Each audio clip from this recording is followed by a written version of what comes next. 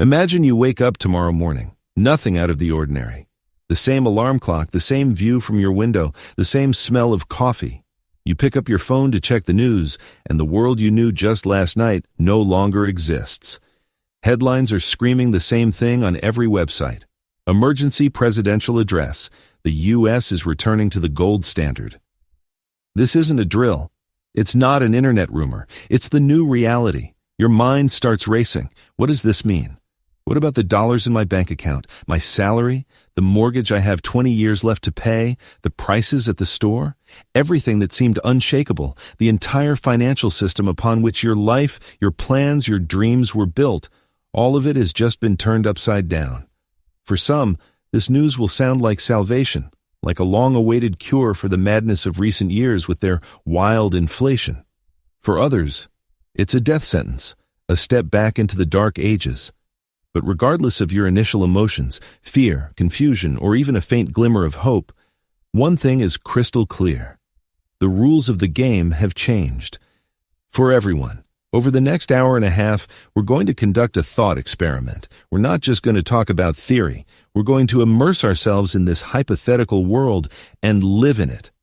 We'll figure out what pegging the dollar to gold actually means for the average person. We'll talk simply, without complex graphs or convoluted formulas, about how this decision would change your life. What will happen to loans? Should you run to the bank? What will become of your investments? This is the most important economic conversation we could have because it's not about numbers in a report, but about our future. So, buckle up. We're heading into a world where money is hard again. To understand how we could get to such an extreme, we need to take an honest look at the world we live in today. For decades, we've been told that our economic system is the most advanced, that paper money, or as it's called, fiat money, backed by nothing but the full faith and credit of the government, is the pinnacle of evolution. This flexibility allowed central banks to smooth out crises, stimulate the economy, and fight unemployment. But this flexibility had a dark side that people didn't like to talk about. This system gave governments the ability to spend money they didn't have. It turned the printing press into a magic wand that could solve any problem. Need to fund a war? We'll print it. Need a social welfare program? We'll print it. Banks on the verge of collapse? We'll print even more and give it to them. Each such solution was like taking a painkiller. The symptom would fade for a while, but the disease itself, massive debts and structural problems in the economy, never went away. It only got worse. And ordinary people paid the price for all of it. We paid through a hidden tax called inflation. The money in your bank account bought less and less each year. Your salary went up, but the prices of gas, food, and housing went up even faster. It was a quiet, invisible theft of our prosperity. And then, something broke. The quiet trickle of inflation turned into a raging torrent. After another global crisis, governments around the world turned on their printing presses at full blast, flooding the economy with trillions of fresh, unbacked money. And the bubble began to inflate at an incredible speed. The prices of everything, from houses to used cars, shot into the stratosphere. People started panic buying anything they could just to get rid of the toxic cash that was melting away before their eyes. Trust, the single pillar holding up the entire system, began to evaporate. International partners who held their reserves in dollars started talking more and more loudly about finding alternatives. Social tension grew within the country. People took to the streets, demanding that the government stop this robbery. The system went into a tailspin. Let's imagine a specific family. Let's call them the Smiths. A husband and wife, 2 kids living in an ordinary city. All their lives they played by the rules. They worked, paid taxes, tried to save at least a little for their children's future, for their education. Over 10 years, they managed to save, say, $30,000. This amount seemed significant to them, their safety net. They kept it in a bank savings account. And then, over the last 2 or 3 years of hyperinflation, they watched in horror as their hard work, their savings, their 10 years of life turned to dust. The amount that could once buy a modest apartment on the outskirts of town or pay for a couple of years of university now barely covered the cost of a new car. Their money wasn't stolen by robbers in masks. It was stolen by the very system that promised to protect them. and there were tens of millions of families like the Smiths. Their anger and despair became a force that politicians could no longer ignore. And so, at this boiling point, on the verge of a full-blown social explosion and the dollar losing its status as the world's currency, the government decides to do the unthinkable. It does the one thing that can instantly restore trust. It announces the experiment is over. From this day forward, every dollar is once again backed by physical gold from our reserves. This wasn't a pretty, well-thought-out plan. It was an act of desperation. It was like a doctor deciding to amputate a limb to save a patient from gangrene. Painful, shocking, but the only chance to stop the disease from spreading. They sacrificed the old, familiar, flexible system to save the very essence of money, to restore its value and trust. The conclusion from this section is crystal clear. A hypothetical return to the gold standard is not a whim or a nostalgic step back in time. In our scenario, it's an emergency measure, the result of the complete failure of the previous system. It's an admission that the unlimited printing of money, based only on trust, has led us into a dead end, to the brink of hyperinflation and economic collapse. The old world collapsed not because someone wanted it to, but because it was built on sand. And now that we understand why the old foundation crumbled, we face the main question: what does the new one look like? How exactly does this world work, where money is as hard as metal again? Let's move from the causes of the catastrophe to its consequences, and see how the daily life of every one of us would change. So the announcement is made. What happens next in the very first hours and days?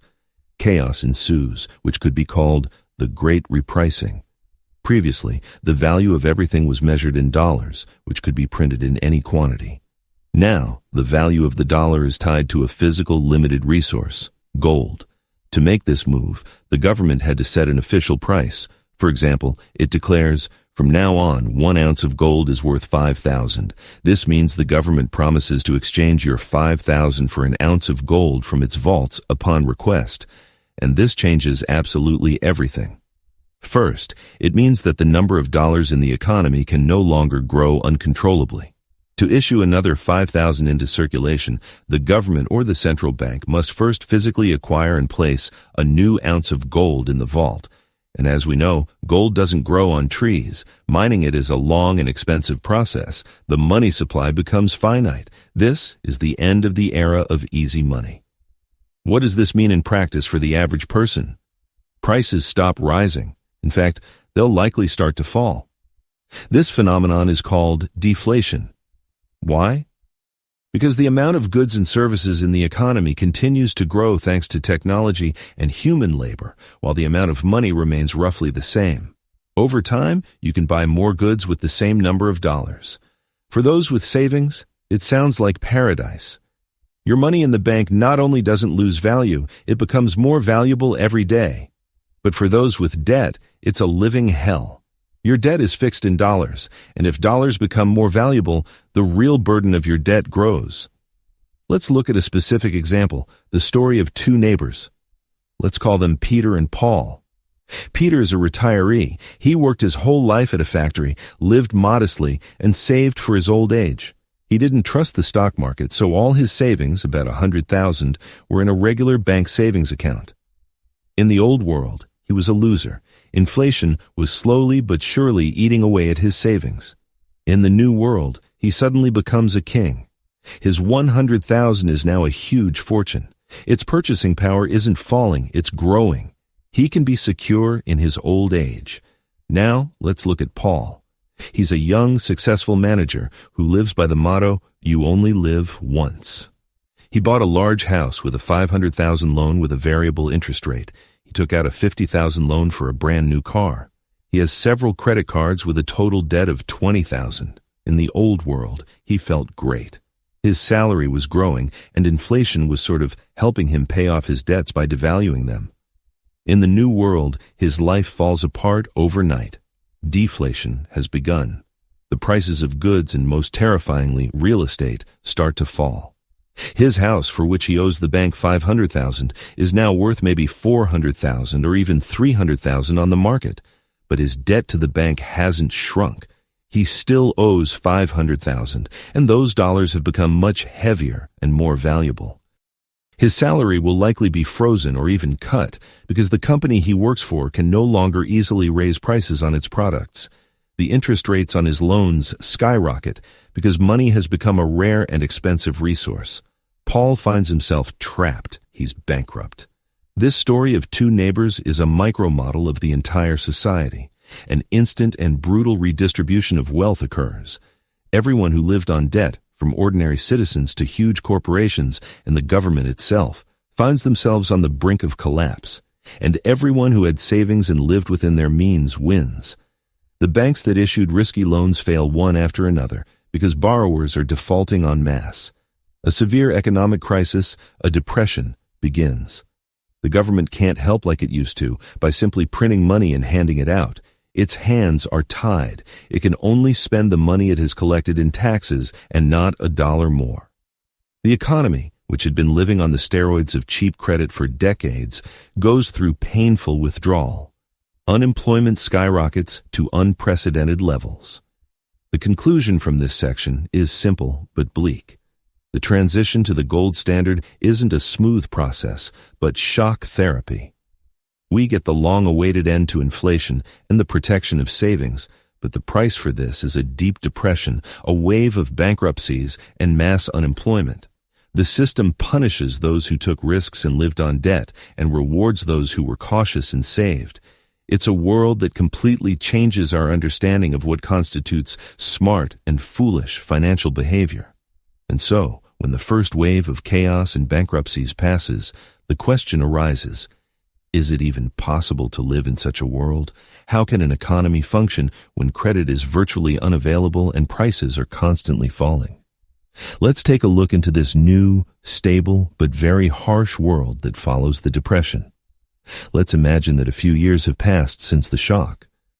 The dust has settled, weak companies have gone bankrupt, speculators have been wiped out, and debt bubbles have burst. The economy slowly begins to find its footing and adapt to the new reality. What will it be like, this life in a world of hard money? It will be much slower, simpler, and perhaps more honest. The main change is the disappearance of the culture of consumption on credit. Ads no longer shout from every corner, "Buy now, pay later." Credit becomes a rare and expensive privilege, not a commonplace tool.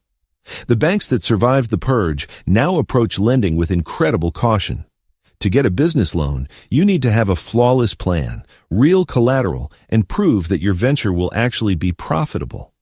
You can practically forget about consumer loans for a new phone or a vacation.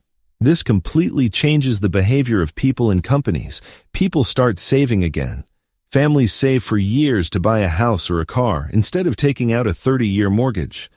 Children learn financial literacy from a young age because the cost of a mistake has become too high.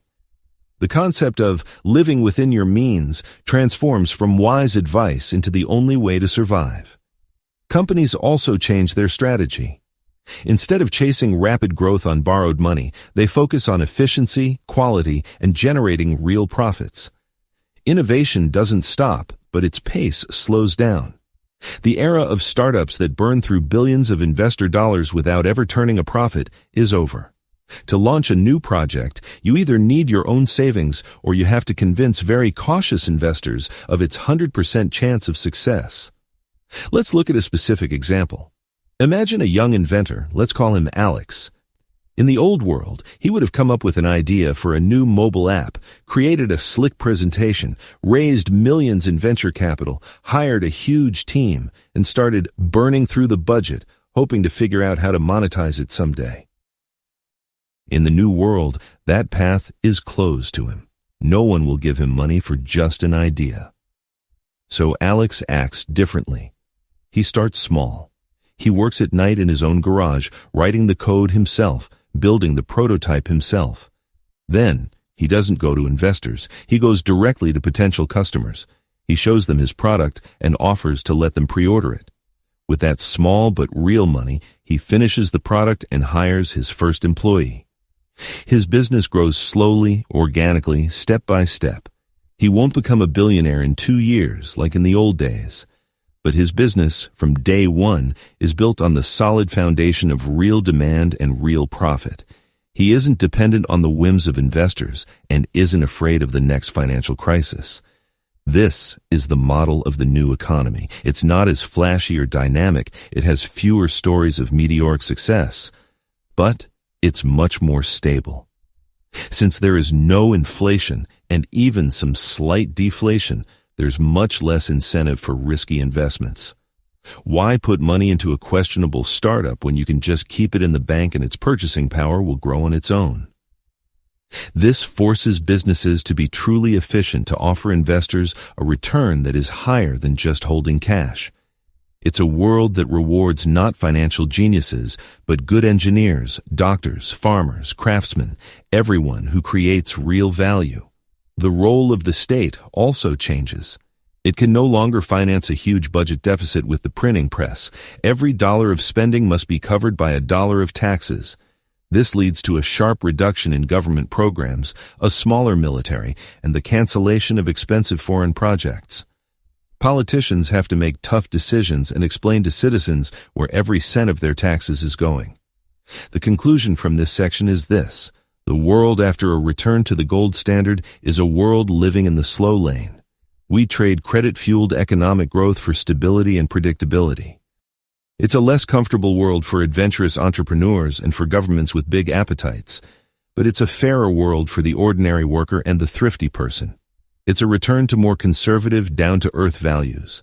And so, having lived through the entire journey in our thought experiment, from the causes of the catastrophe to the establishment of a new, harsh order, we come to the end. What is the main lesson we can learn from this hypothetical scenario? And what should we do with this knowledge here and now in our real, not imaginary world?